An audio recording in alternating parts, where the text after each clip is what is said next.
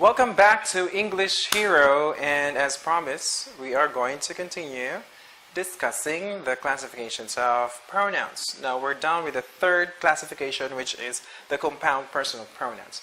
When you say compound, meaning two are combined.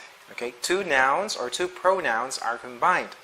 So we have there, I have here, okay, written an example of a compound personal pronoun. We have under singular first person, we have myself. Plural first person, ourselves. Okay. Second person singular, we have yourself, and second person plural, yourselves. And for singular third person, we have himself, herself, or itself. And for plural third person, we have themselves. Okay. Now I should correct some students or other people would use herselves or himselves or their selves rather. There's no such their selves exist in dictionary or in English grammar. Okay. So these are examples of the compound personal pronouns. So instead of using their selves, themselves, if you're referring to plural third person. Okay? Now, compound personal pronouns have two types. So we have reflexive compound personal and intensive compound personal. Now, how do they differ from each other? So reflexive pronoun, it follows, okay, or it modifies the subject. May it be a noun or a pronoun. So subject only. For example, so we have Robert bought the house for himself. Now, anyone who can give me what is our compound personal pronoun in this sentence? Good job. So we have himself. Himself here, okay, modifies the subject Robert in this sentence. Okay. So Robert bought the house for himself. Okay.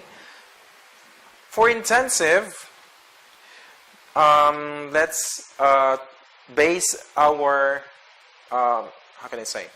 Let's try to understand rather the sentence. Okay, as to what is the meaning of intensive. So I myself went to Japan. Now, anyone who can give me what is our compound personal pronoun in this sentence? Obviously, it's myself. Okay. Actually, we have two pronouns here. We have I and myself. Okay. So, for intensive pronoun, as compared to reflexive, intensive pronoun, it intensifies from the word intense.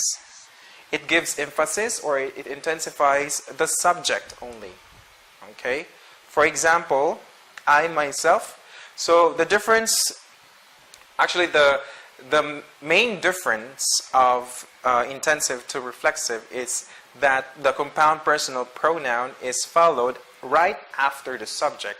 May it be a noun or a pronoun itself. Okay? So I here is an example of the first person singular pronoun. So I myself is followed right after the word I, which is our subject in the sentence. So that's the only difference. You can easily identify that compound personal pronoun is an intensive pronoun if it follows right after the subject. Okay? It could be as a noun, a subject could be a noun or a pronoun. Alright? There you have it. Thank you so much for listening and for watching in this video. So in my next video, we're going to continue to discuss other classifications of pronouns. Okay, thank you so much, guys, and enjoy the rest of your day. Take care and goodbye.